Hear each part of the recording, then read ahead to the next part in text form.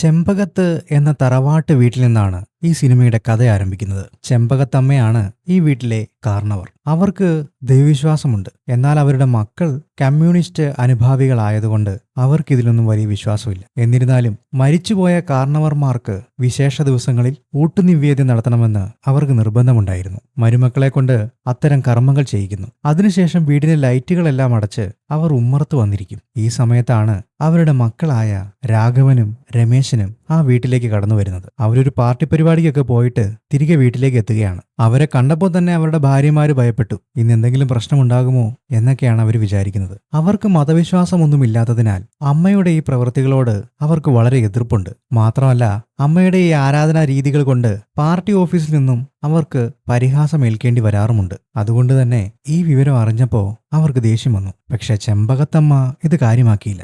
വാതിൽ തുറന്ന് അകത്തേക്ക് നോക്കിയപ്പോൾ വിളമ്പി വെച്ചിരുന്ന ഇലകളിൽ ഒരെണ്ണത്തിൽ നിന്ന് ഭക്ഷണം ആരോ കഴിച്ചിരിക്കുന്നു. ഏതെങ്കിലും പൂർവികന്മാരുടെ ആത്മാവായിരിക്കുമെന്ന് ഭാര്യമാര് പറയുന്നു. പക്ഷെ അപ്പോഴേക്കും ഒരു പൂച്ച അതിലെ ഓടിപ്പോകുന്ന സൗണ്ട് കേൾക്കാം. അതിനെ കാണുകയും ചെയ്യുന്നു. ഉടനെ രാഘവും രമേശനും ദേ പോകുന്നു നിങ്ങളുടെ കാരണവർ എന്ന് പറഞ്ഞ് ഭാര്യമാരെ കളിയാക്കുന്നു. ശേഷം അവർ ഭക്ഷണമെല്ലാം എടുത്ത് മാറ്റാൻ പറയുന്നു. കഥ അവിടെ നിന്ന് മാറി പിന്നീട് സിദ്ധാർത്ഥ് എന്ന ഒരു കോളേജ് യുവാവിലേക്ക് മാറുന്നു. സിദ്ധാർത്ഥ് ഒരു ഹോസ്റ്റലിൽ താമസിച്ച് പഠിക്കുന്ന വിദ്യാർത്ഥിയാണ്. അവൻ ഈ ചെമ്പകത്തമ്മയുടെ കൊച്ചുമകനാണ്. സിദ്ധു എന്നാണ് അവനെ എല്ലാവരും വിളിക്കുന്നത്. അവന് കോളേജിൽ അടുത്ത 2 സുഹൃത്തുക്കളുമുണ്ട്. പുണ്യാളൻ എന്ന് വിളിക്കുന്ന ആന്റണിയും പിന്നെ ശങ്കരനും. അവർ ഈ ഹോസ്റ്റലിലെ റൂംമേറ്റ്സും കോളേജിലെ ഇടതുപക്ഷ വിദ്യാർത്ഥി പ്രസ്ഥാനത്തിന്റെ നേതാക്കളുമാണ്. ഇത് അവസാന വർഷമായതിനാല് കോളേജ് ഇലക്ഷനിൽ വിജയിക്കാൻ വേണ്ടി അവർ പരിശ്രമിക്കുന്നു. ഹോസ്റ്റലിൽ അവർ വളരെ ആഘോഷത്തോടെയൊക്കെയാണ് ജീവിക്കുന്നത്. വാർഡൻ വരെ അവരോടൊപ്പം മദ്യപാനത്തിനും മറ്റുമൊക്കെ കൂടാറുണ്ട്. അങ്ങനെ അവരുടെ ജീവിതം വളരെ സന്തോഷകരമായിട്ട് അടിച്ചു പൊളിച്ച് മുന്നോട്ട് പോവുകയാണ്. അങ്ങനെ ഇരിക്കും ഒരു ദിവസം രാത്രി മദ്യപിച്ച് സിദ്ധു കിടന്നുറങ്ങുകയായിരുന്നു. പെട്ടെന്ന് അവനൊരു ഫോൺ വന്നു. ഇതേ സമയത്ത് പുണ്യാളൻ അവന്റെ കാമുകയായിട്ട് സംസാരിച്ചുകൊണ്ടിരിക്കുകയാണ്. ഫോൺ കോളിൽ കേട്ട വിവരം സിദ്ധുവിനെ ഞെട്ടിച്ചു. അവൻ ഉടനെ കൂട്ടുകാരെ വിളിച്ച് റെയിൽവേ സ്റ്റേഷനിൽ എത്തിക്കാൻ പറയുന്നു. പക്ഷേ അവരാരും എണീക്കുന്നില്ല. കാരണം എല്ലാം വെള്ളമടിച്ച് കിടക്കുകയല്ലേ. ഒടുവിൽ അവൻ ബാഗെല്ലാം പാക്ക് ചെയ്ത് ഹോസ്റ്റലിൽ നിന്ന് പുറത്തേക്ക് എടുക്കുന്നു. അങ്ങനെ ഇറങ്ങിയ മറ്റൊരു സുഹൃത്തിന്റെ ബൈക്കിൽ കയറി അവൻ അവിടുന്ന് പോവുകയാണ്. ഇത് മദ്യപിച്ചിരുന്ന പുണ്യാളൻ ടെറസിന്റെ മുകളിൽ നിന്ന് കാണുന്നുണ്ട്. എന്തോ പ്രശ്നമുണ്ടെന്ന് മനസ്സിലാക്കിയ അവൻ അവന്റെ കൂട്ടുകാരെയെല്ലാം വിണിച്ചുളർത്തുന്നു. സിദ്ധുവിന് എന്തോ പ്രശ്നമുണ്ടെന്നും അവൻ വീട്ടിലേക്ക് പോവുകയാണെന്നും അവൻ അവരോട് പറയുന്നു. അങ്ങനെ അവരെല്ലാരും കൂടി ഹോസ്റ്റൽ വാർഡന്റെ കാറും എടുത്ത് സിദ്ധുവിനെ പിന്തുടർന്ന് പോവുകയാണ്. വഴിയിൽ പുണ്യാളനും കൂട്ടുകാരും മദ്യപിക്കുന്നുമുണ്ട്. അങ്ങനെ ഒടുവില് അടുത്ത ദിവസം പുലർച്ചെ അവർ സിദ്ധുവിന്റെ വീട്ടിലെത്തി. അപ്പോഴാണ് അവരറിയുന്നത് സിദ്ധുവിന്റെ മുത്തശ്ശി ചെമ്പകത്തമ്മ മരിച്ചു എന്ന വിവരം അറിഞ്ഞതാണ് അവൻ വീട്ടിലേക്ക് എത്തിയതിന്റെ കാരണമെന്ന്. അവർ പാർട്ടിക്കാർ ആയതുകൊണ്ട് മറ്റ് ആചാരങ്ങളൊന്നും ഉണ്ടായിരുന്നില്ല. മൃതദേഹം പാർട്ടി പതാകയൊക്കെ പുതപ്പിച്ച് അവിടെ കൂടെ നിന്നിരുന്ന ആളുകളെല്ലാം കൂടി ഇൻക്ലാബ് വിളിക്കാൻ തുടങ്ങി. ഈ സമയത്താണ് പുണ്യാളനും സംഘവും അവിടേക്ക് വരുന്നത്. ഏതോ പാർട്ടി പരിപാടിയാണെന്ന് കരുതി പുണ്യാളനും ഉറക്കെ മുദ്രാവാക്യം വിളിക്കുന്നു. ഇൻക്ലാബ് സിന്ദാബാ, ഇല്ല ഇല്ല മരിക്കുന്നില്ല, ജീവിക്കുന്നു ഞങ്ങളിലൂടെ. ഇത് കേട്ട് എല്ലാവരും തിരിഞ്ഞു നോക്കുന്നു. പെട്ടെന്നാണ് കൂട്ടുകാരൻ ചെമ്പകത്തമ്മയുടെ മരണ ബോർഡ് കാണുന്നത്. ഉടനെ പുണ്യാളനെ അവർ കാര്യങ്ങൾ പറഞ്ഞു മനസ്സിലാക്കി. കൂടാതെ അവിടെ വെച്ച് ആ നാട്ടിലെ പാർട്ടി പ്രവർത്തകരെ അവർ പരിചയപ്പെടുന്നു. പിന്നീട് ചിതയൊക്കെ കത്തിച്ചു കഴിഞ്ഞപ്പോൾ സിദ്ധുവിന്റെ അച്ഛൻ അവരോട് പറയുന്നു, ഇനി ഇവിടെ ചടങ്ങുകളൊന്നുമില്ല, നിങ്ങൾക്ക് വേണമെങ്കിൽ കൂട്ടുകാരുമായിട്ട് തിരികെ പോകാം. ഈ സമയത്ത് ചെമ്പകത്തമ്മയുടെ ഭർത്താവ് ആകെ വിഷമിച്ചിരിക്കുന്നുണ്ട്. അവിടെ നിന്ന് തിരിക്കുന്നതിന് മുമ്പ് പുണ്യാളനും കൂട്ടുകാരും അവിടെ നാട്ടിൽ പരിചയപ്പെട്ട പാർട്ടിക്കാരനെയും അവരുടെ കൂടെ കൂട്ടുന്നു. കാരണം എന്താണെന്ന് ചോദിച്ചാൽ അവരുടെ അവസാനത്തെ വർഷമാണിത്. അതുകൊണ്ട് എന്തെങ്കിലും സൂത്രപ്പണികളൊക്കെ ഒപ്പിച്ച് ഈ പ്രാവശ്യത്തെ ഇലക്ഷന് അവർക്ക് ജയിക്കണം. അതിനു വേണ്ടിയിട്ടാണ് ഇയാളെ അവരുടെ കൂടെ കൂട്ടുന്നത്. അതിനായിട്ട് എന്തെങ്കിലും ബോംബുമൊക്കെ വല്ല എറിയേണ്ടി വന്നാൽ അതൊക്കെ ഉണ്ടോ എന്ന് ചോദിക്കുന്നു. അയാൾ അതെല്ലാം ഉണ്ടെന്നൊക്കെ പറഞ്ഞ് ആ ചെറുപ്പക്കാരോടൊപ്പം കൂടി പോവുകയാണ്. സിദ്ധു ഇതൊന്നും അറിഞ്ഞിട്ടില്ല. അവൻ മുത്തശ്ശിയുടെ ഓർമ്മകളുമായിട്ട് തറവാട്ടിൽ തുടർന്നു. സിദ്ധുവിനോട് മുത്തശ്ശിക്ക് വലിയ വാത്സല്യമായിരുന്നു. അതുപോലെ സിദ്ധുവിന് മുത്തശ്ശിയെ ജീവനായിരുന്നു. നാട്ടിൽ സിദ്ധുവിനൊരു പ്രണയമുണ്ടായിരുന്നു. ആ വിവരം വരെ മുത്തശ്ശിക്കറിയാം. പക്ഷെ ഒരു ദിവസം ചെറിയ ആശയങ്ങളുടെ പേരിൽ സിദ്ധുവും മുത്തശ്ശിയും തമ്മിൽ ചെറിയൊരു വഴക്കുണ്ടായി. മുത്തശ്ശി സിദ്ധുവിനെ തല്ലി. അന്നു മുതൽ അവർ പിണക്കത്തിലായിരുന്നു. സിദ്ധു മുത്തശ്ശിയോട് അവസാന നാളുകളിൽ സംസാരിച്ചിരുന്നില്ല. മരിക്കുന്നതിന് തൊട്ടുമുമ്പ് ഇങ്ങനൊരു പിണക്കമുണ്ടായത് സിദ്ധുവിനെ വല്ലാതെ വിഷമിപ്പിച്ചു. ഒടുവിൽ സിദ്ധു ഹോസ്റ്റലിലേക്ക് തിരികെ പോകുവാൻ തീരുമാനിച്ചു. പോകുന്നതിന് തൊട്ടുമുമ്പ് മുത്തച്ഛനെ കാണാൻ അവൻ പോയി. മുത്തശ്ശി ഇല്ലാത്തതുകൊണ്ട് ചിട്ടകളൊന്നും തെറ്റണ്ട എന്ന് പറഞ്ഞ് മുത്തശ്ശി കൊടുക്കുന്ന പോലെ അയാൾ സിദ്ധുവിന് കുറച്ച് പണം കൊടുക്കുന്നു. അതിനുശേഷം ഒരു കാര്യം കൂടി അവനോട് പറഞ്ഞു. മുത്തശ്ശിയുടെ ചിതാഭസ്മം അടുത്തുള്ള മുറിയിൽ വെച്ചിട്ടുണ്ട്. അത് നീ കാശിയിൽ കൊണ്ടുപോയി ഒഴുക്കണം. പക്ഷെ ഇത് കേട്ടതും സിദ്ധു തനിക്ക് കഴിയില്ലെന്ന് തീർത്തു പറഞ്ഞു. സിദ്ധുവിന് ഇതൊന്നും വലിയ വിശ്വാസമുണ്ടായിരുന്നില്ല. ഇതിനുവേണ്ടിയായിരുന്നോ എനിക്ക് മുമ്പ് പൈസ തന്നത്? അത് കൈക്കൂലിയായിരുന്നു അല്ലേ? അവൻ മുത്തച്ഛനോട് ചോദിച്ചു. എന്നാൽ അവിടുന്ന് ഇറങ്ങാൻ നേരം മുത്തച്ഛന്റെ വിഷമവും പരിഭവവും എല്ലാം കണ്ടപ്പോ അവൻ ഒടുവിൽ സമ്മതിച്ചു. പെട്ടെന്നൊന്നും പറ്റില്ലെന്നും കോളേജിൽ ഇലക്ഷനൊക്കെ കഴിഞ്ഞിട്ട് സാവധാനം ഞാൻ കൊണ്ടുപോയി ഒഴുക്കിക്കോളാമെന്നും അവൻ പറയുന്നു. അപ്പോഴാണ് അച്ഛൻ ചിതാഭസ്മം അലമാരയിൽ നിന്ന് പുറത്തേക്ക് എടുക്കുന്നത്. വലിയൊരു പാത്രത്തിലായിരുന്നു അതുണ്ടായിരുന്നത്. ഇത്രയും വലിയ പാത്രം എങ്ങനെ കൊണ്ടുപോകും? സിദ്ധു ചോദിച്ചു. അതിൽ നിന്ന് കുറച്ചെടുത്താ പോരെ എന്ന് പറഞ്ഞ് അവൻ അവിടെ കിടന്നൊരു കാലിക്കുപ്പി എടുത്തു. അത് അച്ഛൻ ഉപയോഗിക്കുന്ന മൂക്കുപൊടിയുടെ കുപ്പിയായിരുന്നു. സിദ്ധു അതിലേക്ക് കുറച്ച് ചിതാഭസ്മം പകർത്തി അതുമായി കോളേജിലേക്ക് തിരിച്ചു. സിദ്ധു തിരികെ കോളേജിലെത്തിയപ്പോൾ അവിടെ നാട്ടിലെ ശല്യമുണ്ടാക്കുന്ന ഒരു പാർട്ടിക്കാരനും ഉണ്ടായിരുന്നു. അവൻ ആകെ പ്രശ്നക്കാരനാണെന്ന് സിദ്ധു പുണ്യാളിനോടും ശങ്കരനോടും പറഞ്ഞുവെങ്കിലും അപ്പോഴേക്കും അയാൾ അവിടെ സ്ഥിരതാമസമാക്കിയിരുന്നു. മറ്റൊരു സുഹൃത്തെത്തിയ സിദ്ധുവിന്റെ നോമിനേഷനിൽ എന്തോ തെറ്റുണ്ട്, നോമിനേഷൻ ക്ലോസ് ചെയ്യുന്നതിന് മുമ്പ് അവിടെ എത്തി തിരുത്തണമെന്ന് പറയുന്നു. അയാളെ ഒഴിവാക്കാൻ പറഞ്ഞ് സിദ്ധു അവിടെ നിന്ന് ഇറങ്ങി. അപ്പോഴാണ് ചെക്കിങ്ങിന് വേറെ ആരോ വരുന്നുണ്ടെന്നുള്ള വിവരം പുണ്യാളിന്റെ ചെവിയിലെത്തുന്നത്. കേട്ടപാടെ പുണ്യാളിന് അത് മുതലെടുത്ത് തങ്ങൾക്ക് തലവേദനയായിട്ട് മാറിയ നാട്ടീത് കൊണ്ടുവന്ന ആ പാർട്ടിക്കാരനെ അവര് പുറത്താക്കി. പുണ്യാളൻ ചായ ഉണ്ടാക്കാൻ തുടങ്ങി.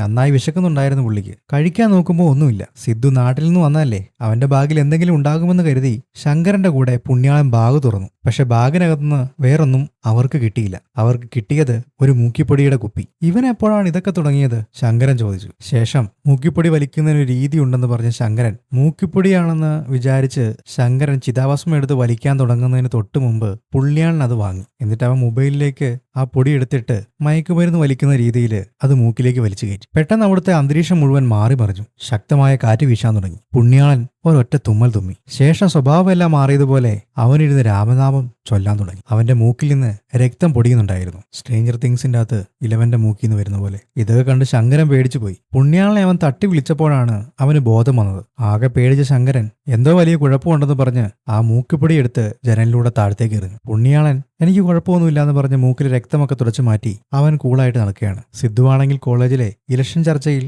മുഴുകിയിരിക്കുകയായിരുന്നു. ഇതൊന്നും അവൻ അറിയുന്നുമില്ല. കുറച്ചു കഴിഞ്ഞ് ശങ്കരനും പുണ്യാളനും അങ്ങോട്ട് വന്നു. സിദ്ധുവിനെ കണ്ട പുണ്യാളൻ വല്ലാത്തൊരു സ്നേഹത്തോടെ അവനെ നോക്കി നിൽക്കുന്നുണ്ടായിരുന്നു. പെട്ടെന്നുണർന്ന് പുണ്യാളൻ അവന്റെ തനത് ശൈലിയിൽ വീണ്ടും അവിടെ കിടപഴകാൻ വേണ്ടി തുടങ്ങി. ഇതേസമയം ഹോസ്റ്റലിൽ നിന്ന് പുറത്താക്കിയ പ്രശ്നക്കാരനായ നാട്ടിൽ നിന്ന് കൊണ്ടുവന്ന ആ മച്ചാനുണ്ടല്ലോ, പുള്ളി അവിടെ കോളേജ് ക്യാൻറ്റീനിൽ ജോലിക്ക് കയറി. ആ ക്യാൻറ്റീൻ ഉടമയോട് പുണ്യാളൻ കുറച്ച് ഡ്രഗ്സ് ചോദിച്ചിരുന്നു. ഇലക്ഷൻ അവർക്ക് വെല്ലുവിളിയായിട്ടുള്ളത് ഫസ്റ്റ് ഇയർ സ്റ്റുഡൻസ് ആണ്. ഫസ്റ്റ് ഇയർ സ്റ്റുഡൻസ് എല്ലാം വോട്ട് ചെയ്യാൻ വന്നാൽ ഒരുപക്ഷെ അവർ തോൽക്കാൻ ചാൻസ് ഉണ്ട്. അതുകൊണ്ട് ഇലക്ഷന്റെ തലേ ദിവസം കഞ്ചാവ് കലക്കി കൊടുത്ത് അവരെയെല്ലാം വോട്ട് ചെയ്യാൻ വരാത്ത രീതിയിലാക്കുക എന്നുള്ളതാണ് അവരുടെ ലക്ഷ്യം. അതായത് പുണ്യാളന്റെ പദ്ധതി. പുണ്യാളൻ അതും എടുത്ത് പോരാൻ നേരം പെട്ടെന്ന് അവന്റെ സ്വഭാവം മാറി. പെട്ടെന്നാണ് ക്യാൻറ്റീൻ ഉടമ അങ്ങോട്ട് വന്നത്. പുണ്യാളൻ അയാളോട് കുറച്ച് മുറുക്കാൻ ചോദിക്കുന്നു. പുണ്യാളൻ ഇങ്ങനെ ചോദിച്ചതും അയാളുടെ കയ്യിലിരുന്ന ഹാൻഡ്സ് അവന്റെ കയ്യിൽ വെച്ചു കൊടുത്തു. തൽക്കാലം ഇതുകൊണ്ട് അഡ്ജസ്റ്റ് ചെയ്യാൻ പറയുന്നു. മുറുക്കാനൊക്കെ പഴയ ആളുകൾ ഉപയോഗിക്കുന്നതല്ലേ എന്നും കൂടെ അയാൾ പറഞ്ഞു. അയാൾ പോയപ്പോൾ വീണ്ടും ഒരു ഞെട്ടലോടെ പുണ്യാളൻ പൂർവ്വസ്ഥിതിയിലേക്ക് മടങ്ങി വന്നു. കയ്യിലിരിക്കുന്ന ഹാൻഡ്സ് കണ്ടപ്പോൾ ഇതെന്താണെന്നുള്ള മട്ടിൽ അവൻ ചിന്തിക്കുന്നുമുണ്ട്. ശേഷം ശങ്കരനോടൊപ്പം നേരെ ഹോസ്റ്റലിലേക്ക് പോയി.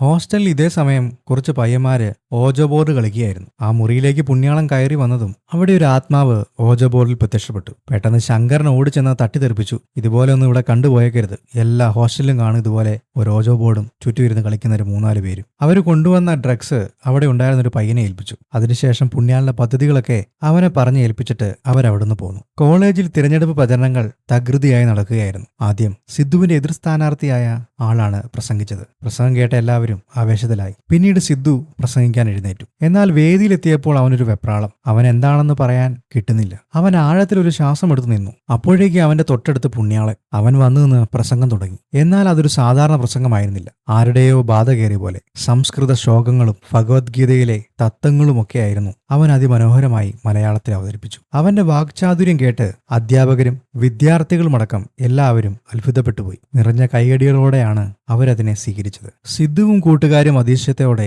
അവനെ നോക്കി. എന്നാൽ പുണ്യാളന് ഇതിനെക്കുറിച്ചൊന്നും ഒരു വിവരവും ഉണ്ടായിരുന്നില്ല. പുണ്യാളന്റെ പ്രസംഗം വീഡിയോയിൽ പകർത്തിയത് പിന്നീട് അവനെ കാണിച്ചു കൊടുത്തപ്പോഴാണ് അവൻ ഞെട്ടിയത്. ഇത് ഞാനാണോ പ്രസംഗിച്ചത് എന്ന ഭാവമായിരുന്നു അവന്. സിദ്ധുവിനും കൂട്ടുകാർക്കും ആ പ്രസംഗം കേട്ടപ്പോൾ ചെറിയൊരു അസൂയം തോന്നി. എന്നാൽ ആ ഒറ്റ പ്രസംഗം കൊണ്ട് കോളേജിലെ തെരഞ്ഞെടുപ്പിൽ സിദ്ധുവിന്റെ സാധ്യത വർദ്ധിപ്പിച്ചു. അതുകൊണ്ട് തന്നെ എതിർ പാർട്ടിക്കാർക്കൊക്കെ വിഷമമായി. എന്നാൽ പുണ്യാളൻ കിട്ടിയ അവസരം മുതലാക്കി കൂട്ടുകാരുടെ മുമ്പിൽ കുറച്ചൊക്കെ ഷോ കാണിച്ചു നടക്കുവാണ്. ഈ സമയത്താണ് സിദ്ധുവിന്റെ അപ്പൂപ്പൻ വിളിക്കുന്നത്. എപ്പോഴാണ് ചിതാഭസ്മം നീ ഒഴുക്കാൻ പോകുന്നതെന്ന് അയാൾ ചോദിക്കുന്നു. ഇവിടുത്തെ തിരഞ്ഞെടുപ്പ് കഴിഞ്ഞിട്ട് പോകാമെന്ന് സിദ്ധു മറുപടി കൊടുക്കുന്നു. അവന്റെ ഓർമ്മകളൊക്കെ അമ്മൂമ്മയെക്കുറിച്ച് ഓർത്ത് ഒരു നിമിഷം പോയി. അന്ന് രാത്രി ഉറങ്ങാൻ കിടന്ന സിദ്ധു അമ്മൂമ്മയെ സ്വപ്നം കണ്ട് ഞെട്ടി ഉണർന്നു. വെള്ളം കുടിക്കാനായി പോകുമ്പോ കണ്ണാ എന്നൊരു വിളി കേട്ടു. അമ്മൂമ്മ വിളിക്കുന്ന അതേ രീതിയിൽ കണ്ണാടിയിലൂടെ നോക്കിയപ്പോൾ പുണ്യാളന്റെ കട്ടിലിൽ അമ്മൂമ്മ ഇരിക്കുന്നു. ഞെട്ടിത്തിരിഞ്ഞു നോക്കുമ്പോൾ അത് പുണ്യാളൻ തന്നെയാണ്. പക്ഷേ അമ്മൂമ്മയുടെ ശരീരഭാഷയിലാണ് പുണ്യാളൻ. സിദ്ധു അലറി വിളിച്ചു. ബോധം പോകുന്ന പോലെ അവന് തോന്നി. ശബ്ദം കേട്ട് കൂട്ടുകാരും വാർഡനുമടക്കം എല്ലാവരും അങ്ങോട്ടേക്ക് ഓടിയെത്തി.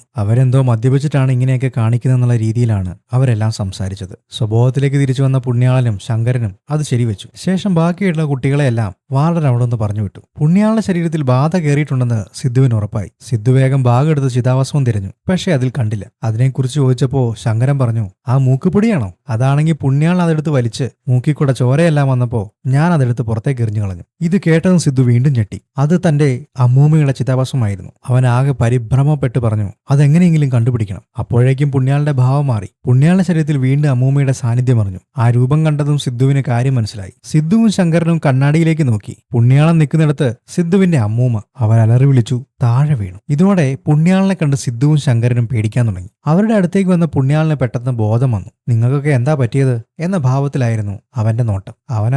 അവൻ അത് കഴിഞ്ഞ് പോയി കിടന്ന് ഉറങ്ങാൻ പോയി. അന്ന് രാത്രി സിദ്ധുവും ശങ്കരനും ഒരേ കട്ടിലാണ് കിടന്നുറങ്ങിയത്. പിറ്റേ ദിവസം രാവിലെ മുറിയിലെ ടേപ്പ് റെക്കോർഡറിൽ വെച്ചിരിക്കുന്ന സുപ്രഭാതം കേട്ടാണ് അവർ ഉണരുന്നത്. അതായത് അമ്പലത്തിലൊക്കെ വെക്കുന്ന പാട്ട്. നോക്കുമ്പോൾ അവരുടെ മുറിയെല്ലാം വളരെ നീറ്റാക്കി വൃത്തിയാക്കി വെച്ചിരിക്കുന്നു. ഇത് തങ്ങളുടെ മുറിയാണോ എന്ന് തന്നെ അവർ സംശയിച്ചു. അവിടെ വെച്ചിരുന്ന മദ്യക്കുപ്പിയോ മറ്റു ലഹരവസ്തുക്കളോ ഒന്നും കാണാനില്ല. ബെഡിൽ നോക്കുമ്പോൾ പുണ്യാളനുമില്ല. ഉടൻ തന്നെ സിദ്ധുവും ശങ്കരനും ചേർന്ന് പുണ്യാളനെ ഹോസ്റ്റലിൽ തിരക്കാൻ തുടങ്ങി. അങ്ങനെ പോകുന്നതിനിടയിൽ വഴിയിൽ വെച്ച് കണ്ട കാഴ്ച അവരെ ആകെ ഞെട്ടിച്ചു. കുളിച്ച് ഒരു സ്ത്രീ ഇറങ്ങി വരുന്ന പോലെ മുലക്കച്ചയൊക്കെ കെട്ടി പുണ്യാളൻ ഇറങ്ങി വരുന്നു. അത് കണ്ടതും സിദ്ധു അമ്മൂമ്മയെന്നറിയാതെ വിളിച്ചുപോയി. പുണ്യാളന്റെ ശരീരത്തിൽ അമ്മൂമ്മയുടെ ബാധയുണ്ടെന്ന് മനസ്സിലാക്കിയ സിദ്ധുവും ശങ്കരനും ചേർന്ന് അത് ഒഴിപ്പിക്കാനുള്ള വഴികൾ ആലോചിക്കാൻ തുടങ്ങി. മാത്രമല്ല പുണ്യാളന്റെ വേഷവിധാനത്തിലെ മാറ്റങ്ങൾ മറ്റുള്ളവരുടെ കണ്ണിൽപ്പെടാതിരിക്കാൻ അവർ അതീവ ശ്രദ്ധ ചെലുത്തി. പക്ഷേ അവരുടെ മുറിയുടെ തൊട്ടടുത്ത് അവരുടെ എതിർപാർട്ടിക്കാരനും കോളേജിലെ ശത്രുവുമായ ദിനിൽ ഇതെല്ലാം ഒളിഞ്ഞു നോക്കുന്നുണ്ടായിരുന്നു. പുണ്യാളൻ സ്ത്രീകളെ പോലെ വസ്ത്രം ധരിക്കുന്നതും പൊട്ടുതൊടുന്നതുമെല്ലാം ഒരു ദിവസം ജനലിലൂടെ അവൻ നേരിട്ട് കണ്ടു.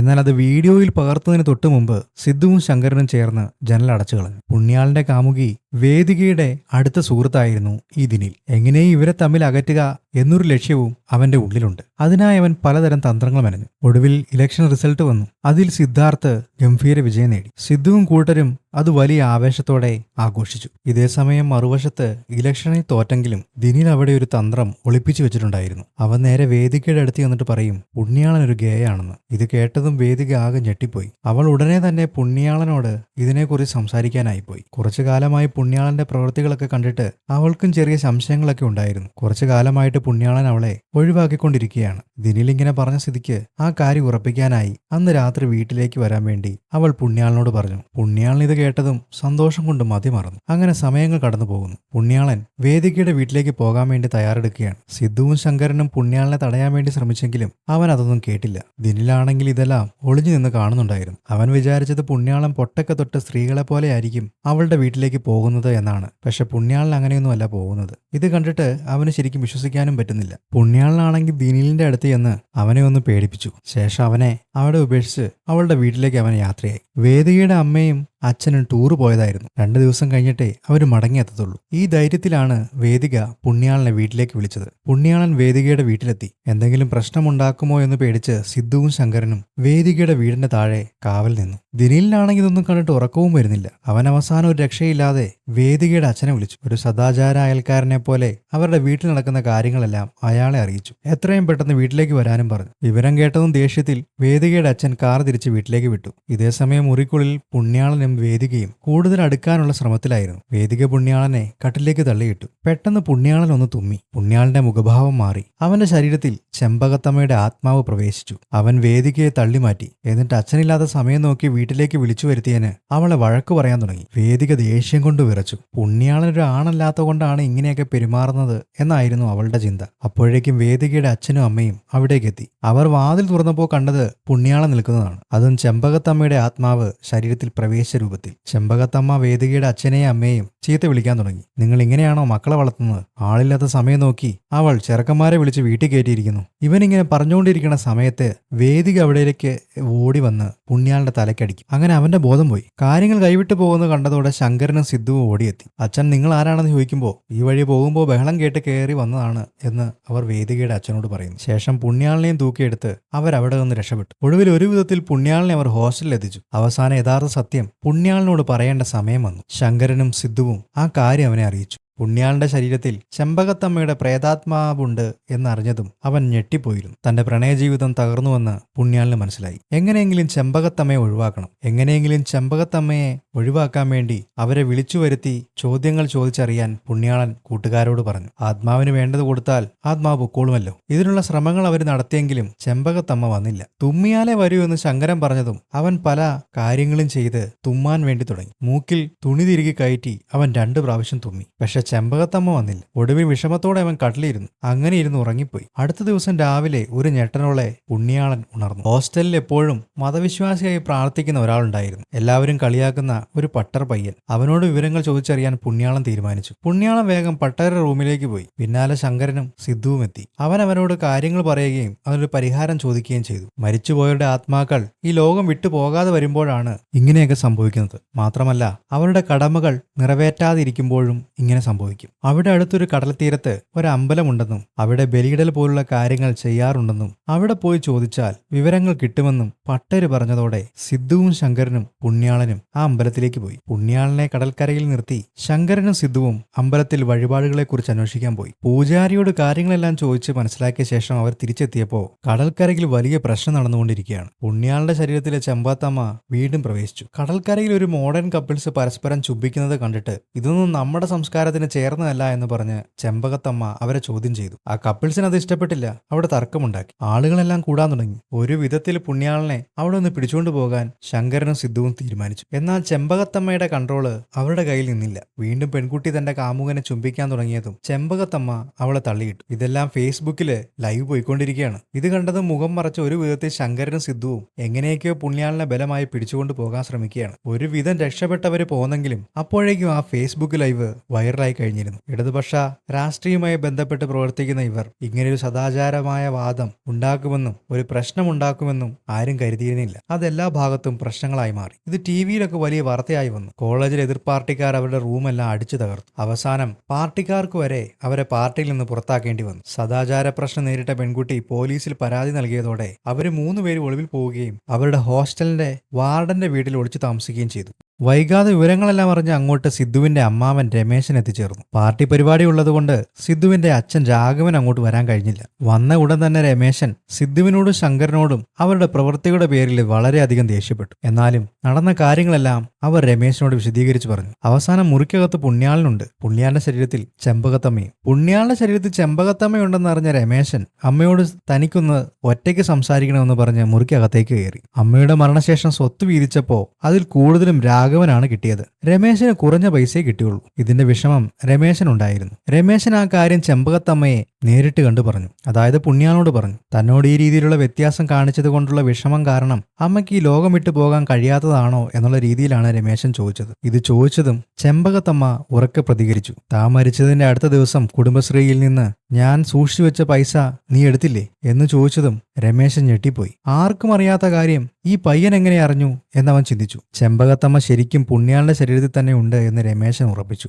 പിന്നീട് അന്നു മുതൽ പുണ്യാളനിൽ നിന്ന് വരുന്ന ചെമ്പകത്തമ്മ അവർ സംസാരിക്കുമ്പോൾ ഒറിജിനൽ ചെമ്പകത്തമ്മയുടെ ശബ്ദം പുറത്തു വരാൻ തുടങ്ങി. ചെമ്പകത്തമ്മ റൂമിൽ നിന്ന് പുറത്തു വന്ന് പറഞ്ഞു, ഞാനിവിടെ ആർക്കും ഒരു ദോഷവും വരുത്താനല്ല വന്നത്. എന്തായാലും എനിക്ക് കുറച്ച് കാര്യങ്ങൾ ചെയ്തു തീർക്കാനുണ്ട്. അത് കഴിഞ്ഞ് ഞാൻ പോകും. എനിക്ക് കുറച്ച് സമയം വേണം. ചെയ്യേണ്ട കാര്യങ്ങൾ ചെയ്തു കഴിഞ്ഞാൽ ഞാൻ പോയിക്കൊള്ളാം. അമ്മയുടെ ആഗ്രഹം എന്താണെന്ന് പറഞ്ഞാൽ മതി. അത് ഞങ്ങൾ നടത്തി തരാമെന്ന് സിദ്ധു പറഞ്ഞപ്പോൾ അത് നിങ്ങളെ കൊണ്ടൊന്നും പറ്റില്ല എന്നായിരുന്നു ചെമ്പകത്തമ്മയുടെ മറുപടി. ഇത് കേട്ട് എല്ലാവരും അത്ഭുതപ്പെട്ടു പോയി. അവർ വീട്ടിൽ നിന്ന് വഴങ്ങി തുടർന്ന് ബാക്കിയുള്ള കാര്യങ്ങളൊക്കെ ചർച്ച ചെയ്തു. കേസ് ശക്തമാകുന്നതിന് തൊട്ടു മുമ്പ് ഒരു മുൻകൂർ ജാമ്യം നേടണം. അതിനുവേണ്ട കാര്യങ്ങൾ അവർ ചെയ്തു. പാർട്ടിയിലുള്ള വക്കീലിന്റെ സഹായത്തോടെ പാർട്ടിയുടെ സ്വാധീനം ഉപയോഗിച്ച് അടുത്ത ദിവസം അവർ മുൻകൂർ ജാമ്യത്തിൽ പുറത്തിറങ്ങി. എന്നിരുന്നാലും അവർക്കെതിരെ പ്രതിഷേധങ്ങളും മാധ്യമങ്ങളുടെ വിചാരണയൊക്കെ നടന്നുകൊണ്ടേയിരുന്നു. കോടതിക്ക് പുറത്തുണ്ടായിരുന്ന വേദിക ഇതെല്ലാം ശ്രദ്ധിച്ചു കാണുന്നുണ്ടായിരുന്നു. വേദികയ്ക്ക് സത്യം അറിയണം. വേദിക സിദ്ധുവിന്റെ അടുത്ത് ചെന്നിട്ട് തനിക്ക് എന്താണ് നടന്നെന്നുള്ള കാര്യം പൂർണ്ണമായി അറിയണമെന്ന് അവൾ തീർത്തു പറഞ്ഞു. അപ്പോഴേക്കും അവർ മുമ്പ് കണ്ടിരുന്ന ബാധ ഒഴിപ്പിക്കുന്ന ഒരാളുടെ നമ്പർ അവർക്ക് കിട്ടിയിരുന്നു. അങ്ങനെ അവർക്ക് അന്ന് തന്നെ അപ്പോയിന്റ്മെന്റും കിട്ടി. അങ്ങോട്ട് പോകാൻ വേണ്ടി അവർ തയ്യാറെടുത്തു. വേദികയോടും അവരോട് കൂടെ വരാൻ വേണ്ടി അവൻ പറഞ്ഞു. അവിടെ എത്തിയപ്പോൾ കോളിംഗ് ബെൽ അടിച്ചപ്പോൾ വാതിൽ ഒരു റഷ്യൻ സ്ത്രീ വന്നു. പക്ഷേ സത്യത്തിൽ അവരുടെ ഫോട്ടോയും വിവരങ്ങളും ഉപയോഗിച്ച് ഇന്റർനെറ്റിൽ പരസ്യം നൽകിയിരുന്നത് ലെവാസ്കി എന്ന ആളുടെ പങ്കാളിയായിരുന്നു. പുണ്യാളുടെ ശരീരത്തിലുള്ളത് സിദ്ധുവിന്റെ മുത്തശ്ശിയാണ് എന്ന് കേട്ടപ്പോൾ ലെവാസ്കി ഉറക്കെ ചിരിക്കുകയായിരുന്നു. ശേഷം അയാൾ അവരെ ആത്മാക്കളെ ഒഴിപ്പിക്കുന്ന മുറിയിലേക്ക് കൂട്ടിക്കൊണ്ടുപോയി. താൻ ആത്മാക്കളെ ഒഴിപ്പിക്കുന്നത് ശാസ്ത്രീയമായ രീതിയിലാണെന്ന് ലെവാസ്കി പറഞ്ഞു. ഇതിൽ 12 പേരെ കൊന്ന ഒരു സീരിയൽ കില്ലറിന്റെ ആത്മാവിനെ അയാൾ പിടിച്ച കാര്യവും വേറൊരു പെൺകുട്ടിയുടെ ആത്മാവിനെ പിടിച്ച കാര്യമൊക്കെ ലെവാസ്കി അവരോട് പറയുന്നുണ്ട്. ചെമ്പകത്തമ്മയ്ക്ക് പൂർത്തിയാക്കാൻ പറ്റാത്ത എന്തെങ്കിലും ആഗ്രഹമുണ്ടോ എന്ന് അയാൾ ചോദിച്ചു. ഉണ്ടെന്ന് അവർ പറഞ്ഞതും സാരമില്ല, ഞാൻ ചെമ്പകത്തമ്മയോട് തന്നെ ചോദിച്ചറിയാമെന്നും പറഞ്ഞ് ലെവാസ്കി കർമ്മങ്ങൾ തുടങ്ങി. ഒരു മണി കിലുക്കിയപ്പോൾ പുണ്യാളൻ പെട്ടെന്ന് ചെമ്പകത്തമ്മയാക്കി മാറി. ലെവാസ്കി ചെമ്പകത്തമ്മയോട് സംസാരിക്കാൻ തുടങ്ങി. ഈ സംഭവങ്ങളെല്ലാം കണ്ട് വേദിക ശരിക്കും അത്ഭുതപ്പെട്ടുപോയി. ചെമ്പകത്തമ്മ ലെവാസ്കിയോട് വളരെ വെറുപ്പോടെയാണ് സംസാരിച്ചത്. കണ്ണൂത്തുമാധവനെ കൊന്നിട്ടേ താൻ പോകുള്ളൂ എന്ന് ചെമ്പകത്തമ്മ തറപ്പിച്ച് പറഞ്ഞത് കേട്ട് സിദ്ധു ശരിക്കും ഞെട്ടിപ്പോയി. അമ്മൂമ്മ സ്വന്തം അപ്പൂപ്പനെ കൊല്ലണമെന്നാണ് പറയുന്നത് എന്ന് അവന് മനസ്സിലായി. പെട്ടെന്ന് ലെവാസ്കി ഒരു പുസ്തകത്തിൽ ശക്തിയായിട്ട് അടിച്ചപ്പോ ചെമ്പകത്തമ്മ പുണ്യാളുടെ ശരീരത്തിൽ നിന്ന് ഇറങ്ങിപ്പോയി എന്ന് പറഞ്ഞാൽ താൽക്കാലികമായിട്ട്. ലെവാസ്കി ഉടൻ തന്നെ കാര്യങ്ങൾ വിശദീകരിച്ച് പറഞ്ഞു. ഇതിൽ പേടിക്കാനൊന്നും തന്നെയില്ല. പ്രേതബാധകൾക്ക് വിഷാദവും ഏകാന്തതയും എല്ലാം ഉണ്ടാകും. അതുകൊണ്ടൊരു കൂട്ട് തനിക്കും ഉണ്ടായാൽ കൊള്ളാമെന്ന് ഈ ആത്മാവിന് തോന്നിക്കാണും. എന്തായാലും ഒരു ദിവസത്തിനുള്ളിൽ ഈ ബാധയെ പൂർണ്ണമായിട്ട് ഒഴിവാക്കാൻ സാധിക്കും. പക്ഷേ ഇതിനായിട്ട് ചില കാര്യങ്ങൾ അത്യാവശ്യമാണ്. ആത്മാവിന്റെ സാന്നിധ്യത്തിലുള്ള എന്തെങ്കിലും ഒരവശിഷ്ടം, ഉദാഹരണത്തിന് നഖമോ മുടിയോ അതുപോലെ എന്തെങ്കിലും ഒന്ന്. എന്നാൽ അതൊന്നും ഇനി നടക്കാൻ പോകുന്നില്ല. കാരണം ചെമ്പകത്തമ്മയെ ദഹിപ്പിച്ചതാണ്. അതൊരു പ്രശ്നമേ അല്ല. ചിതാഭസ്മം കിട്ടിയാലും മതി എന്ന് ലെവാസ്കി മറുപടി പറഞ്ഞു. പിന്നീട് ചെമ്പകത്തമ്മ മരിച്ച ദിവസവും സമയവും ലെവാസ്കി ചോദിച്ചു മനസ്സിലാക്കി. അതിനുശേഷം തന്നെ കമ്പ്യൂട്ടറിൽ കാര്യങ്ങളൊക്കെ രേഖപ്പെടുത്തിയിട്ട് ലെവാസ്കി തുടർന്ന് പറഞ്ഞു. ഒരാൾ മരിച്ചുപോയാൽ സാധാരണയായി ഈ ആത്മാവിനെ ഒഴിവാക്കാനുള്ള കർമ്മം ചെയ്യാൻ 41 ദിവസത്തെ സമയം കിട്ടും. അതായത് ഈ വരുന്ന 13-ാം തീയതിക്ക് മുമ്പ് ഈ കർമ്മങ്ങളെല്ലാം പൂർത്തിയാക്കണം. അതിനു മുമ്പ് അത് സാധിച്ചിട്ടില്ലെങ്കിൽ ആത്മാവ് പിശാചുക്കളുടെ ലോകത്തേക്ക് പോകും. ഇപ്പോൾ കാണുന്ന ഈ തമാശയെല്ലാം അവിടെ അവസാനിക്കും. പിശാച് അവരുടെ ആത്മാവിനെ നിയന്ത്രിക്കാൻ തുടങ്ങും. അതിന്റെ ഫലമായി ആത്മാവ് എന്നേക്കുമായി പുണ്യാളുടെ ശരീരത്തിൽ കുടുങ്ങിപ്പോകും. ചിലപ്പോൾ കോമയിൽ വരെ പോകാനുള്ള സാധ്യതയുമുണ്ട്. ഇത് കേട്ടതെല്ലാവരും ഭയന്നു പോയിരുന്നു. നാളെയാണ് 13-ാം തീയതി. അവരുടെ മുമ്പിൽ ഒട്ടും സമയമില്ല. പുണ്യാളൻ പുറത്തേക്കോടി. എന്തെങ്കിലും കൊണ്ടുവന്നാൽ മന്ത്രവാദം ചെയ്തു കൊടുക്കാമെന്ന് ലെവാസ്കി അവർക്ക് ധൈര്യം കൊടുത്തു. എല്ലാവരും താഴത്തേക്കെത്തി. പുണ്യാളനാണെങ്കിൽ സമനില തെറ്റി നിൽക്കുകയാണ്. താൻ കോമയിലേക്ക് പോകുമോ എന്നോർത്ത് അവന് പേടിയുണ്ടായിരുന്നു. എന്നാൽ ഞങ്ങളെല്ലാം നിന്റെ കൂടെയുണ്ടെന്ന് പറഞ്ഞ് സിദ്ധു അവന് ഉറപ്പു നൽകുകയും ആശ്വസിപ്പിക്കുകയും ചെയ്തു. സിദ്ധു കൊണ്ടുവന്നിരുന്ന ചിതാഭസ്മം നഷ്ടമായതുകൊണ്ട് മുത്തച്ഛന്റെ കയ്യിലുള്ള ചിതാഭസ്മം വാങ്ങാനായി അവർ സിദ്ധുവിന്റെ ഗ്രാമത്തിലേക്ക് യാത്ര തുടങ്ങി. വളരെയധികം കഷ്ടപ്പെട്ടിട്ടാണ് അവിടേക്ക് പുണ്യാളിനെയും കൂട്ടിക്കൊണ്ടുപോയത്. വീട്ടിലെത്തുമ്പോൾ പുണ്യാളൻ വണ്ടിയിലിരുന്ന് ഉറങ്ങുകയായിരുന്നു. പുണ്യാളിനെ വണ്ടിയിൽ തന്നെ ഇരുത്തി ബാക്കിയുള്ളവരെല്ലാം പുറത്തേക്ക് ഇറങ്ങി. അവിടെയാണെങ്കിൽ സിദ്ധുവിന്റെ ഇളയച്ഛൻ ചെമ്പകത്തമ്മയുടെ ഓർമ്മയ്ക്കായി ഒരു സ്മാരകമൊക്കെ ഉണ്ടാക്കി വെച്ചിട്ടുണ്ട്, പാർട്ടിയുടെ വക. കൂടാതെ മകനെയും കൂട്ടി അവിടെ സിന്ദാബാദ് വിളിച്ചുകൊണ്ടിരിക്കുകയാണ്. സിദ്ധു എന്താണ് എന്ന് ചോദിക്കാനായി അയാളുടെ അടുത്തേക്ക് പോയ സമയത്ത് പുണ്യാളിന്റെ ഉറക്കം നഷ്ടപ്പെട്ടു. പുണ്യാളിന്റെ ശരീരത്തിൽ നിന്ന് ചെമ്പകത്തമ്മ പുറത്തു വന്നു തുടങ്ങി. ചെമ്പകത്തമ്മ നോക്കുമ്പോൾ തന്റെ ഭർത്താവ് മാധവൻ അടുത്തുള്ള വീട്ടിലെ ശാന്തയുമായി സംസാരിച്ചുകൊണ്ടിരിക്കുകയാണ്. കുറച്ചു കഴിയുമ്പോൾ വലിയൊരു ബഹളം കേൾക്കാം. സിദ്ധുവും ബാക്കിയുള്ളവരെല്ലാം വന്ന് പുണ്യാളിനെ തിരക്കി നോക്കിയപ്പോൾ അവൻ വണ്ടിയിലില്ല. പിന്നീട് അവർ കാണുന്നത് പുണ്യാളൻ ശാന്തയെ തല്ലാനായി ഓടിക്കുകയാണ്. ശാന്തയുടെ ഭർത്താവും മക്കളും എല്ലാവരും ചേർന്ന് ഒരു വിധത്തിൽ പുണ്യാളിനെ പിടിച്ചുമാറ്റി. കൂട്ടുകാരെല്ലാം ചേർന്ന് പുണ്യാളിനെ പിടിച്ചുവെച്ചു. ശേഷം വായിൽ തുണി തിരുകി. അവന് മാനസികമായ പ്രശ്നങ്ങളുണ്ടെന്ന് പറഞ്ഞ് പുണ്യാളിനെയും കൊണ്ട് തിരികെ വീട്ടിലേക്ക് വരാൻ തുടങ്ങി. ഇത് കേട്ടതും മാധവൻ പറയുകയാണ്, തലയ്ക്ക് സുഖമില്ലാത്തവനെയൊക്കെ എന്തിനാണ് വീട്ടിലേക്ക് കൊണ്ടുവരുന്നത്? ആ ശാന്തയെ എന്തോരം ബുദ്ധിമുട്ടിച്ചു എന്നൊക്കെ പറഞ്ഞുകൊണ്ട് നിൽക്കുകയാണ്. പുണ്യാളിന്റെ വായിൽ നിന്ന് കൈ മാറ്റിയതും ചെമ്പകത്തമ്മ മാധവനോട് ദേഷ്യപ്പെട്ടു തുടങ്ങി. കള്ള മാധവ, ഇതായിരുന്നല്ലേ നിങ്ങളുടെ ഉള്ളിലിരിപ്പ്? ഞാൻ മരിക്കാൻ വേണ്ടി കാത്തിരിക്കുകയായിരുന്നു അല്ലേ? പുണ്യാളന്റെ വായിൽ നിന്നും തന്റെ ഭാര്യയുടെ ശബ്ദം കേട്ട മാധവൻ ബോധം കെട്ട് താഴെ വീണു. അവരവനെ ഒരു മരത്തിൽ കെട്ടിയിട്ട ശേഷം മാധവന്റെ മുഖത്ത് വെള്ളം തളിച്ചുണർത്തി. മാധവനാണെങ്കിൽ ആകെ പേടിച്ചിരിക്കുകയായിരുന്നു. ഭാര്യ ജീവിച്ചിരുന്നപ്പോഴും ഒരു സമാധാനം തന്നിട്ടില്ല. മരിച്ചിട്ടും എന്നെ സ്വസ്ഥമായി ജീവിക്കാൻ സമ്മതിക്കില്ല അല്ലേ എന്ന് പറഞ്ഞ് അയാൾ ആകെ വിഷമിച്ചിരിക്കുകയാണ്. സിദ്ധു ചിതാഭസ്മം ഒഴുക്കി കളഞ്ഞിട്ടില്ല എന്ന് അയാൾക്ക് മനസ്സിലായപ്പോൾ അയാൾക്ക് ദേഷ്യം കൂടുതൽ സിദ്ധുവിനോട് വന്നു. പിന്നാലെ മാധവന്റെ കൈവശമുണ്ടായിരുന്ന ചിതാഭസ്മം എവിടെയെന്ന് സിദ്ധു ചോദിച്ചു. അത് നിന്റെ ഇളയച്ചൻ എടുത്തു എന്ന് അയാൾ പറഞ്ഞു. ഇളയച്ചനോട് പോയി ചോദിച്ചപ്പോൾ ആ ചിതാഭസ്മം എടുത്ത് പറമ്പിൽ വിതറിയിട്ടാണ് അതിന്റെ മുകളിൽ സ്മാരകം പണിതെന്ന് അയാൾ പറഞ്ഞു. നടക്കുന്ന കാര്യങ്ങളുടെ സത്യാവസ്ഥ സിദ്ധുവിന്റെ അച്ഛന് മനസ്സിലായി. നീ എല്ലാവരെയും കുഴപ്പത്തിലാക്കിയല്ലോടാ എന്ന് പറഞ്ഞ് സിദ്ധുവിന്റെ അച്ഛൻ രാഘവൻ രമേശിന്റെ ഷർട്ടിൽ പിടിച്ചു. ചിതാഭസ്മം കിട്ടിയില്ലെങ്കിൽ എല്ലാം കുഴപ്പത്തിലാകും. പുണ്യാളൻ ചിലപ്പോ കോമയിലേക്ക് പോകും. ഈ കാര്യമൊക്കെ പുണ്യാളനോട് എങ്ങനെ പറയണമെന്ന് പോലും സിദ്ധുവിന് അറിയില്ലായിരുന്നു. ബാക്കിയുള്ളവരെ മാറ്റി നിർത്തി കാര്യം പറയാൻ പോകുമ്പോഴേക്കും അവിടുത്തെ ഒരു ചെറിയ കുട്ടിയെ വിളിച്ച് പുണ്യാളൻ തന്റെ കയ്യിലെ കെട്ടഴിച്ചു മാറ്റി. പുണ്യാളൻ സ്വതന്ത്രനായതോടെ ചെമ്പകത്തമ്മ പുണ്യാളന്റെ ശരീരത്തിലേക്ക് വീണ്ടും പ്രവേശിച്ചു. പിന്നെ പറയേണ്ട കാര്യമില്ലല്ലോ. മാധവനെ കൊല്ലാനുള്ള ദേഷ്യത്തിൽ മാധവന്റെ നേരെ ഓടിയെടുത്തു. സിദ്ധുവും കൂട്ടുകാരും അത് കണ്ട് അവന്റെ പിന്നാലെ ഓടി. മാധവൻ പേടിച്ചൊരു മുറിയിൽ കയറി വാതിലടച്ചു. ചെമ്പകത്തമ്മ ജനലിന്റെ അടുത്ത് വന്ന് ഉറക്കെ വിളിക്കാൻ തുടങ്ങി. ചെമ്പകത്തമ്മയും മാധവനും തമ്മിൽ വലിയ തർക്കം നടക്കുകയാണ്. ഇന്ന് രാത്രി 12 മണിക്കുള്ളിൽ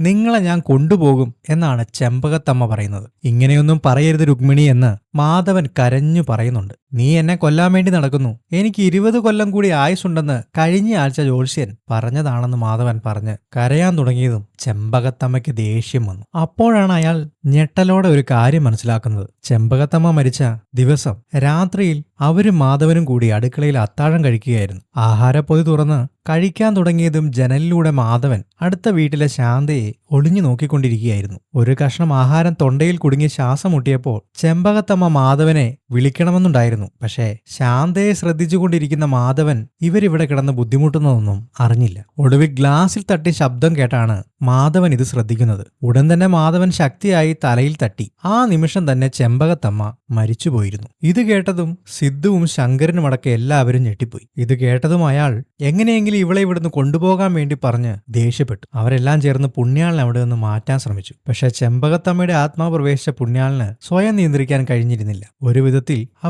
അവനെ അവിടെ നിന്ന് മാറ്റിക്കൊണ്ടുപോയി. അപ്പോഴും ചെമ്പകത്തമ്മയുടെ ആത്മാവ് വിറങ്ങലിച്ചു നിൽക്കുകയാണ്. അവസാന സിദ്ധുവിന് നിയന്ത്രണം നഷ്ടപ്പെട്ട് എല്ലാവരെയും കൊല്ലമെന്നല്ലേ പറയുന്നത്, എന്നാൽ ഇവനെയും കൊല്ല് എന്നും പറഞ്ഞ് ചെമ്പകത്തമ്മയുടെ മുമ്പിലേക്ക് ഇളയ പേരക്കുട്ടിയെ വെച്ച് നീട്ടി. സിദ്ധു വളരെ ദേഷ്യപ്പെട്ടു. ഇത് കേട്ടതും ചെമ്പകത്തമ്മ ഒന്ന് ശാന്തമായി. സ്നേഹത്തോടെ ആ കുട്ടിയുടെ തലയിൽ തലോടി. അപ്പോൾ പിന്നിൽ നിന്നും വന്ന മാധവൻ വലിയൊരു ഓലമടലെടുത്ത് പുണ്യാളന്റെ തലക്കടിച്ചു. പുണ്യാളൻ ബോധം കെട്ട് വീണു. അതായത് ചെമ്പകത്തമ്മ. അന്നറിയാതെ സംഭവിച്ചതാണ്. ഇന്ന് ഞാനിത് മനഃപൂർവ്വം ചെയ്തതാണെന്ന് ദേഷ്യത്തോടെ അയാൾ പറഞ്ഞു. ഈ ജന്തുവിനെ എടുത്തോണ്ട് പോ എന്ന് പറഞ്ഞ് അയാൾ ദേഷ്യപ്പെട്ടു. ഇതിനിടയിൽ ശങ്കരന്റെ മനസ്സിലൊരു ഓർമ്മ മിന്നിമറഞ്ഞു. അന്ന് ചിതാഭസ്മത്തിന്റെ ബാക്കി ഹോസ്റ്റലിലെ ജനൽ വഴി പുറത്തേക്ക് എറിഞ്ഞിരുന്നു. അത് കിട്ടിയാൽ ഒരുപക്ഷെ എക്സോസിസം നടത്താൻ പറ്റും. വേറെ വഴിയില്ല. എല്ലാവരും ഹോസ്റ്റലിലേക്ക് തിരിച്ചുപോയി. ഒടുവിൽ ഹോസ്റ്റലിലെത്തി ആ ചാര എവിടെയാണെന്ന് അറിയാൻ വേണ്ടി അവരെല്ലാം പരിശോധന നടത്തി. അത് അടുത്തുള്ള ലേഡീസ് ഹോസ്റ്റലിലെ മതിലിനപ്പുറത്താണ് ചെന്ന് വീണതെന്ന് അവർ കണ്ടെത്തി. എല്ലാവരും ചേർന്ന് അവിടെ തിരച്ചിൽ തുടങ്ങി. അപ്പോഴേക്കും ദിനിലും കൂട്ടുകാരും ജനലിലൂടെ അവരെ ഹോസ്റ്റലിൽ കണ്ടിരുന്നു.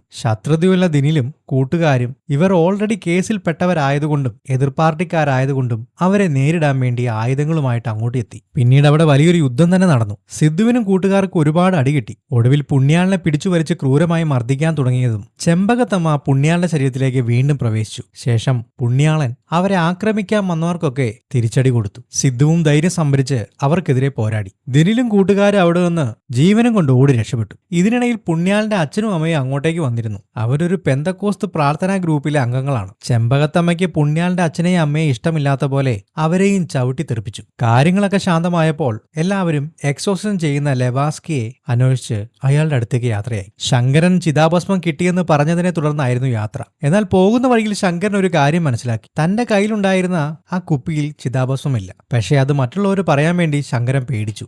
വണ്ടി ഓടിച്ചിരുന്നത് മുൻപ് കണ്ണൂരിൽ നിന്നും ക്യാൻറ്റീനിൽ ജോലിക്ക് വന്ന ഒരു പാർട്ടിക്കാരനാണ്. പുണ്യാളിന്റെ ശരീരത്തിൽ വീണ്ടും ചെമ്പകത്തമ്മയുടെ ആത്മാവ് കണ്ടത് ചെമ്പകത്തമ്മയുടെ ശബ്ദം കേട്ടതും പുണ്യാളിന്റെ ശരീരത്തിൽ ആദ്യമായി ഒരു ഭൂതത്തെ കാണുന്ന അയാൾ കാറിൽ നിന്ന് ചാടിയിറങ്ങി ഓടി രക്ഷപ്പെട്ടു. പക്ഷെ സിദ്ധു വേഗം വണ്ടിയെടുത്ത് ലെവാസ്കിയുടെ അടുത്തേക്ക് അതിവേഗം പോയി. മറുഭാഗത്ത് സിദ്ധുവിന്റെ വീട്ടിൽ പൂർവികർക്കുള്ള വഴിപാട് ചടങ്ങുകൾ സിദ്ധുവിന്റെ കുടുംബം നടത്തിക്കൊണ്ടിരിക്കുകയായിരുന്നു. അന്ന് രാത്രി 12 മണി വരെ മാത്രമേ സിദ്ധുവിനും കൂട്ടുകാർക്കും സമയമുണ്ടായിരുന്നുള്ളൂ. അപ്പോഴേക്കും ആത്മാവിനെ ഒഴിപ്പിക്കാൻ കഴിഞ്ഞില്ലെങ്കിൽ പുണ്യാളൻ കോമയിലേക്ക് തന്നെ പോകും. പക്ഷെ വീട്ടിലേക്ക് പ്രവേശിച്ചപ്പോൾ അവിടെ ഇതിലും വലിയ ദുരന്തം നടന്നുകൊണ്ടിരിക്കുകയാണ്. ലെവാസ്കിയെ കെട്ടിയിട്ടിരിക്കുന്നു. ലെവാസ്കിയുടെ പെണ്ണുമ്പുള്ള അവന്റെ പൈസയെല്ലാം കടർന്ന് ലെവാസ്കിയെ കെട്ടിയിട്ട ശേഷം ലെവാസ്കിയുടെ ഭാര്യ അവന്റെ സ്വത്തും പൈസയും എല്ലാം കവർന്നെടുത്ത് അവിടെ നിന്ന് ഓടിക്കളഞ്ഞു. അവൾ എയർപോർട്ടിൽ എത്തി കാണത്തേ ഉള്ളൂ. ലെവാസ്കിയെ ഇവർ രക്ഷിച്ചപ്പോൾ അവൻ അവരുടെ പിന്നാലെ പോകാൻ തുടങ്ങി. പക്ഷെ എല്ലാവരും ചേർന്ന് ലെവാസ്കിയോട് ആത്മാവിനെ ഒഴിപ്പിക്കാൻ നിർബന്ധിച്ചു. ഒടുവിൽ പുണ്യാളന്റെ അവസ്ഥ കണ്ട് ലെവാസ്കി അതിന് സമ്മതിച്ചു. കർമ്മങ്ങൾ ചെയ്യാൻ വേണ്ടി തുടങ്ങുമ്പോഴാണ് അറിയുന്നത് ചിതാഭസ്മം ആ കുപ്പിക്കുള്ളിൽ ഇല്ല എന്ന്. ഇത് കേട്ടതും എല്ലാവരും ഞെട്ടിപ്പോയി. ഒടുവിൽ ചിതാഭസ്മം ഇല്ലാതെ കർമ്മങ്ങൾ ചെയ്യാൻ ലെവാസ്കി നിർബന്ധിതനായി. എന്നാൽ അതൊരിക്കലും ശരിയായിരുന്നില്ല. അത് പരാജയമാണെന്ന് ലെവാസ്കിക്ക് മനസ്സിലായി. അവിടെ മറ്റ് പ്രേതങ്ങളും അവിടെ ഉണ്ടായിരുന്നു. അതായത് ഇയാള് നേരത്തെ ഒഴിപ്പിച്ച് കുപ്പിയിലും ഒക്കെ ആക്കി വെച്ചിരുന്ന ആത്മാക്കൾ. കൊലയാളിയുടെയും പെൺകുട്ടിയുടെയും ആത്മാക്കളെ പുറത്തേക്ക് വിട്ടിരുന്നു. അതവിടെ പ്രശ്നങ്ങൾ ഉണ്ടാക്കാൻ തുടങ്ങി. ഇതിനിടയിൽ ചെമ്പകത്തമ്മയും ആക്രമിക്കാൻ തുടങ്ങി. ഒരു സ്പ്രേ ഉപയോഗിച്ച് എങ്ങനെയൊക്കെയോ ചെമ്പകത്തമ്മയെയും ഒരു വിധത്തിൽ ഒതുക്കിയ ശേഷം അയാൾ തന്റെ കഴുത്തിൽ കിടന്ന മാലയെടുത്ത് അത് കുഴിച്ചിടണമെന്ന് പറഞ്ഞ് പുറത്തേക്ക് ഓടി. സത്യത്തിൽ എല്ലാം തെറ്റിപ്പോയെന്ന് മനസ്സിലാക്കിയ ലെവാസ്കി അവിടെ നോടി രക്ഷപ്പെടുകയായിരുന്നു. പുണ്യാളുടെ ശരീരത്തിൽ നിന്ന് ചെമ്പകത്തമ്മ പോയില്ല. ഇത് കണ്ട് അവിടെ ഉണ്ടായിരുന്നവരെല്ലാം ഞെട്ടിപ്പോയിരുന്നു. ഇനി വളരെ കുറച്ചു സമയം മാത്രമേ ബാക്കിയുള്ളൂ. പുണ്യാളന്റെ ശരീരത്തിൽ ഇപ്പോഴും ചെമ്പകത്തമ്മയുണ്ട്. അതിനെ എങ്ങനെയെങ്കിലും പുറത്താക്കിയില്ലെങ്കിൽ പുണ്യാളൻ കോമയിലേക്ക് പോകും. എല്ലാവരും ഇങ്ങനെ അന്തം വിട്ട് നോക്കി നിൽക്കുകയാണ്. ഇതേ സമയം രക്ഷപ്പെട്ടു പോയ ലെവാസ്കി അയാൾ പോകുന്ന വഴിക്ക് ഒരാൾ കൈ കാണിച്ചു നിർത്തുന്നു. അത് ആ കണ്ണൂരുകാരൻ പാർട്ടിക്കാരനാണ്. പോകുന്ന വഴിയിൽ ചെമ്പകത്തമ്മയുടെ ആത്മാവിനെ കുറിച്ചെല്ലാം അയാൾ ലെവാസ്കിയോട് പറയുന്നുണ്ടായിരുന്നു. ലെവാസ്കി ആണെങ്കിൽ പേടിച്ച് ഒരു വിധത്തിൽ രക്ഷപ്പെട്ട രീതിയിൽ സംസാരിച്ച് കൊണ്ട് വണ്ടി ഓടിച്ചുകൊണ്ടിരിക്കുകയാണ്. കുറച്ചു കഴിഞ്ഞത് ലെവാസ്കി ആ ചെറുപ്പക്കാരനോട് സിഗരറ്റ് ചോദിച്ചു. മറുഭാഗത്ത് കണ്ണൂരിലെ വീട്ടിൽ മാധവൻ എങ്ങോട്ടോ ഓടി രക്ഷപ്പെടാനായി ഇറങ്ങുകയായിരുന്നു. പെട്ടെന്ന് ചെമ്പകത്തമ്മയുടെ ചിത്രം അയാളുടെ മനസ്സിലേക്ക് വന്നു. അയാൾ താഴെ വീണു. സമയം കൃത്യം 12 കഴിഞ്ഞിരുന്നു. പെട്ടെന്ന് പുണ്യാളിന് എന്തോ സംഭവിച്ചു. എല്ലാവരും ഞെട്ടനോടെ പുണ്യാളിനെ നോക്കി. പുണ്യാളിന്റെ ശരീരത്തിൽ നിന്ന് ചെമ്പകത്തമ്മ പോയിരിക്കുന്നു. എന്താണ് സംഭവിച്ചതെന്ന് ആർക്കും മനസ്സിലായില്ല.